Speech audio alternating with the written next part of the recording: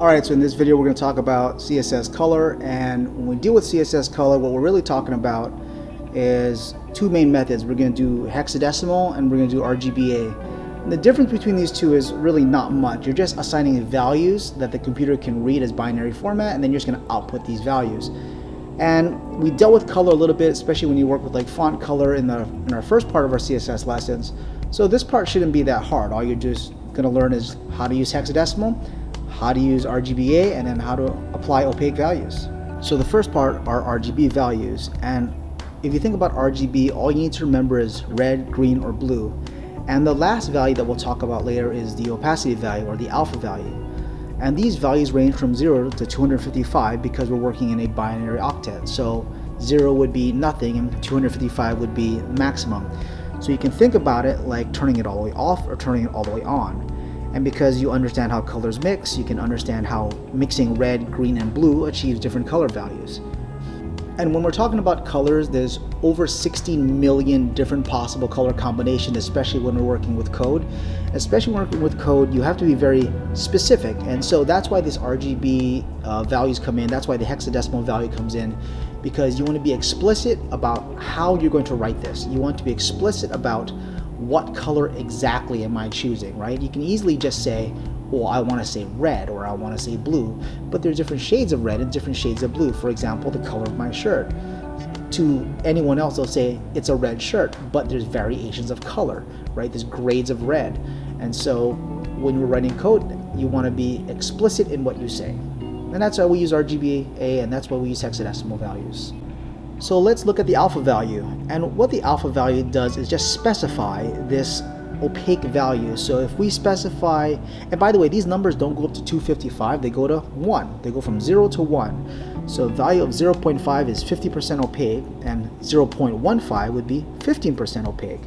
And so when you're writing an RGBA alpha value, we're going to say RGB, let's say you wanted red but with an opacity. So you would say RGBA, and then you put the parentheses, you would say 255 because that's maximum red, comma 0, comma 0, comma 0.5. That's 50% will shine through.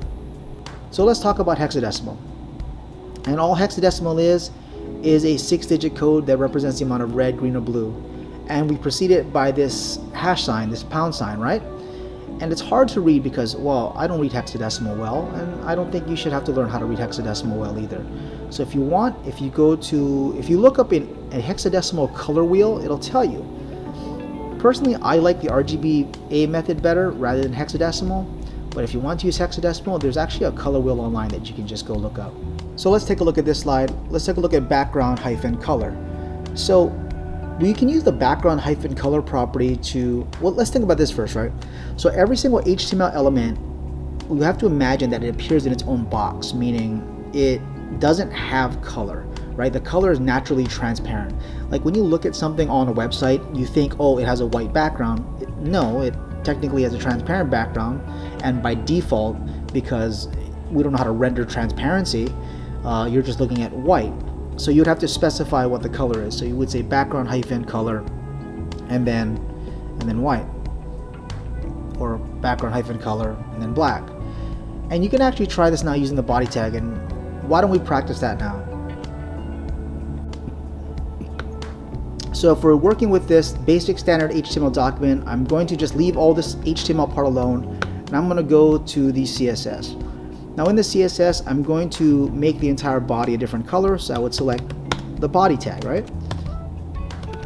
Now let's say background color, and then you can actually just type in a word for the color, but I don't want to do that, right? Let's use an RGBA function, RGBA, and then we need some value. So if I want it to be completely red, I'd say 255 because that's red, nothing for green, nothing for blue, and the opacity value I'll say 0.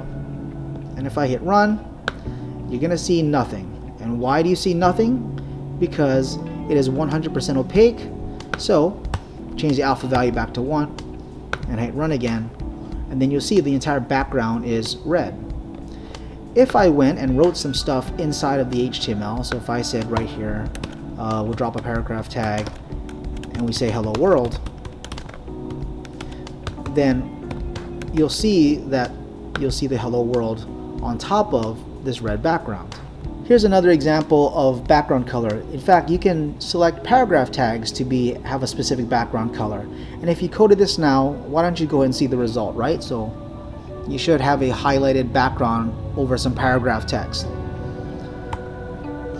And the color property allows you to specify the color of text inside the element as well. So that's basically what we're saying. We can change the background color and we can change the color of the text itself. So color is kind of really easy to do in CSS. The first thing you need to do is just pull up a color wheel for hexadecimal if you want to use hexadecimal. In fact, if you Googled hexadecimal color wheel or any color wheel, Google's going to provide you with like this chart, and you just like run the slider through and you pick the color that you want. It'll tell you CYM, it'll tell you the hexadecimal color value, it'll tell you the RGBA color value, and there's also other, like there's HSL, there's CYMK. Don't worry about those, just kind of stick to RGBA and hexadecimal. That's widely read by the internet. You can use CYMK if you wanted to, but I mean that's really if you're only doing printing, like multi-4 color printing. But for now, just for the web, stick to hexadecimal, stick to RGBA, okay? That should be easy enough. Why don't you run some practice through, write a bunch of text, color it, change the background color of your website if you want to, do whatever you want, all right? If you have any questions, just leave comments below or email me. See you later. Bye.